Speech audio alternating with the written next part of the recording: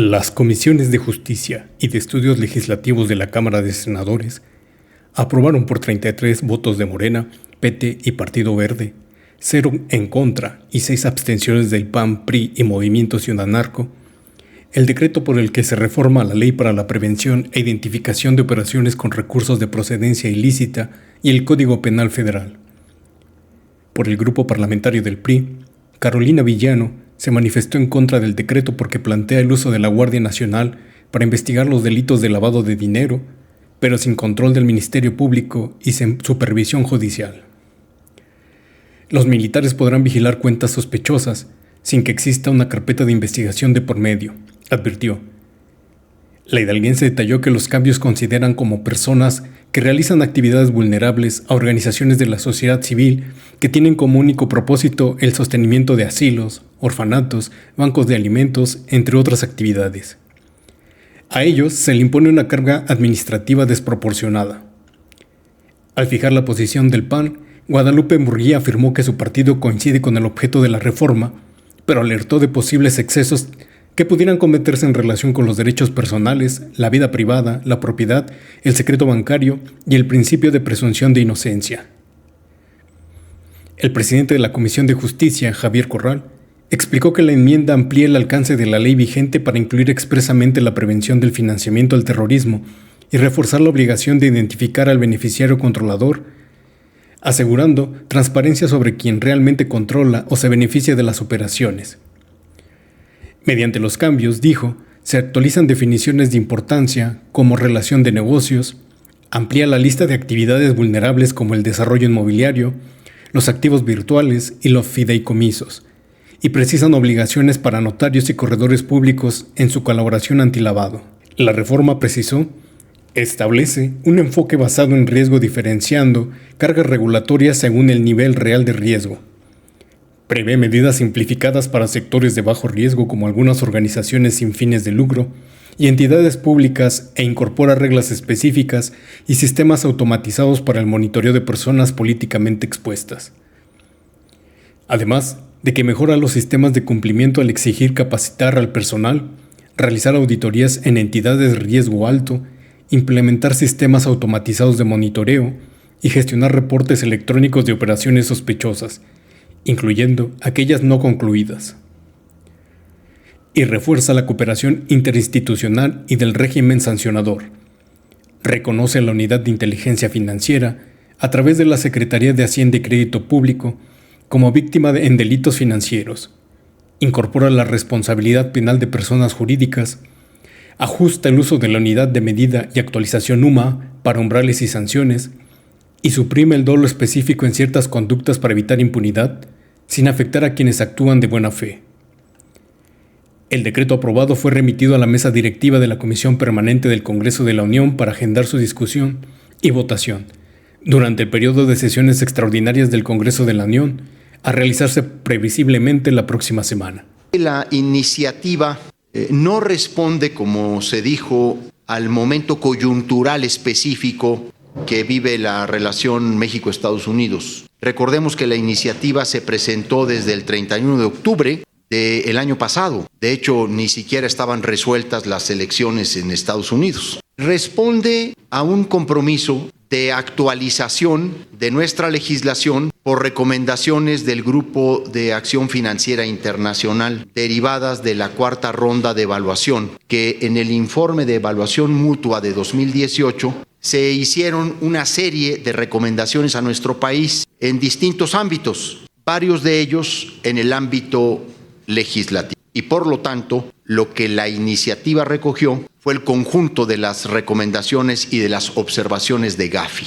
Tampoco es cierto que nuestra iniciativa o dictamen es un espejo o correspondencia a lo que está haciendo Estados Unidos en esta materia. Nos permitimos informarles que en este sentido México se adelanta incluso a Estados Unidos en la legislación. Estados Unidos tiene, particularmente en actividades vulnerables no financieras, una legislación muy laxa, muy débil. Incluso han dado pasos atrás en temas como el de beneficiario controlador o beneficiario final. Esta legislación se coloca incluso muy por encima de lo que hoy por hoy tiene los Estados Unidos. Y estamos teniendo varios de los estándares internacionales más importantes. Estamos homologándonos con los estándares internacionales más avanzados. Como se dieron cuenta, se hicieron 2 modificaciones mediante reserva.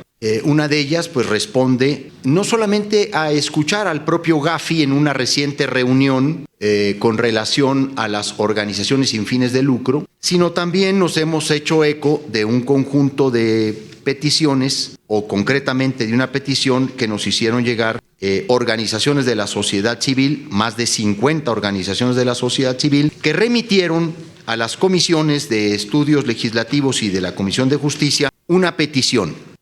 Contribuir en la construcción de una regulación en materia antilavado con una mirada preventiva, proporcional y específica, pero con un impacto diferenciado. Y en este sentido, la propuesta de reserva del senador Manuel Huerta Ladrón de Guevara se hizo eco de esta petición que recibimos de más de 50 organizaciones de la sociedad civil. ¿Hasta dónde va a llegar esta reforma, sobre todo para la situación que están buscando todos los sectores de México para combatir el lavado de dinero, en el cual inclusive funcionarios están inmiscuidos? ¿Cómo van a poder localizarlos y hacer valer estas reformas que hoy han aprobado en comisión? Ese es precisamente el objeto de la reforma, actualizarla para fortalecer las capacidades del Estado en tareas de prevención e identificación. Llamo la atención sobre estas 2 palabras. Esta es una ley federal de prevención e identificación. Se trata de detectar actividades sospechosas en materia de lavado de dinero y de financiamiento al terrorismo. No es, por supuesto, una ley penal. Esto no es cierto. Lo que hace es fortalecer capacidades, imponer obligaciones a los actores que realizan actividades vulnerables, afianzar una coordinación interinstitucional entre la Secretaría de Hacienda y Crédito Público con el sector financiero y otras autoridades. Es una reforma, que lo que hace es poner al día una ley pues, que tenía 10 años sin actualizarse y que ha incorporado nuevas actividades, se ha llamado virtuales, estamos hablando de economías virtuales, pues las criptomonedas, ¿no? Y en ese sentido refuerza pues el combate al lavado de dinero y al financiamiento al terrorismo desde la parte preventiva administrativa. Eso es lo que es la ley y es lo que hace. Sigue estando en la tarea exclusiva del Ministerio Público la persecución de los delitos en estos temas. Clarifica, amplía definiciones, amplía el objeto de la ley al financiamiento al terrorismo, actualiza incluso en términos de cómo se miden umbrales y sanciones, porque se contaba con el salario mínimo. Muchas de las legislaciones se han estado actualizando, incorporando la UMA, que es una unidad de medida y actualización precisamente para que con motivo de inflación y todos los procesos no se devalúen ni sanciones ni umbrales. Este artículo que se suprime, que es de las personas políticamente expuestas, preguntarles si podrían ampliar un poco más la razón de por qué es esta supresión del artículo y a qué se debe. No se suprime, al contrario. Lo que hace el proyecto de dictamen es generar la definición de personas políticamente expuestas para dar un principio de certeza y de certidumbre jurídica.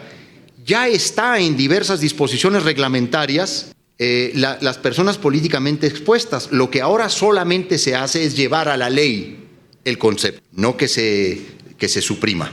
Entonces, ¿podríamos decir que sigue vivo esta parte? Sí, claro, ahora se da rango de ley a la definición, por supuesto. ¿Esta nueva ley obedecería a las intenciones del gobierno actual de un combate ya un poco más intenso en contra del, vamos a llamarlo así, del narcotráfico, con respecto a los últimos días que se han venido presentando presiones de Estados Unidos para este combate, o a qué responde? A ver, contribuirá sin duda. Primero, no es una nueva ley propiamente dicho, ¿verdad?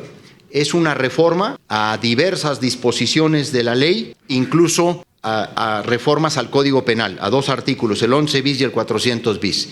Propiamente dicho, no es una nueva ley. Esta ley viene desde el 2014, cuando se promulgó. Lo que hemos hecho es una actualización de varios de sus artículos, pues conforme la dinámica que tiene las formas de lavado de dinero, del financiamiento al terrorismo, y por lo tanto lo que hace es contribuir con uno de los aspectos más importantes, que es detectar a tiempo aquellas operaciones que son relevantes y sospechosas y que pueden conducir a un delito de lavado de dinero. O sea, sí fortalece la capacidad del Estado para combatir el lavado de dinero y el financiamiento al terrorismo. No es una nueva ley. Por ejemplo, se incorporan nuevas actividades vulnerables. Se incluyen ahí el desarrollo inmobiliario, la comercialización de activos virtuales, las llamadas criptomonedas, la prestación de servicios de fideicomiso y otras actividades financieras no tradicionales que no estaban, ahora estarán en la lista de actividades vulnerables. Las personas o entidades que realicen estas actividades deberán cumplir fidedignamente con la identificación y reportar a los beneficiarios finales, así como todas las operaciones sospechosas. Se refuerza la obligación de identificar y de reportar al beneficiario controlador o beneficiario final en todas las actividades vulnerables, garantizando un monitoreo más efectivo sobre quién controla o quién, y este es el punto, se beneficia realmente de las transacciones financieras. Se actualiza la definición de, es importante, relación de negocios para incluir tanto las relaciones formales como las transacciones ocasionales, y también se añade la obligación de verificar y documentar la identidad de los beneficiarios finales involucrados en dichas relaciones. Los llamados avisos podrán ser presentados electrónicamente, lo que va a agilizar el proceso y facilitará la supervisión por parte de las autoridades responsables, y se amplía, como ya se dijo, la obligación de reportar tanto transacciones concluidas como intentadas. Yo solamente concluyo diciendo de que efectivamente es una actualización de esta legislación con base en las recomendaciones del GAFI, pero que sin duda va a redundar en generar un instrumento mucho más sólido, mucho más robusto para apoyar la actividad de todo el Estado mexicano en la identificación, en la prevención y también, desde luego, en el combate al delito coloquialmente conocido como lavado de dinero, porque también en la parte penal, en la parte del 400 bis, se establece la posibilidad de que la Secretaría de Hacienda tenga el carácter de víctima, y esto con la idea de que sea una institución que vele por el interés que representa en beneficio de las y los mexicanos.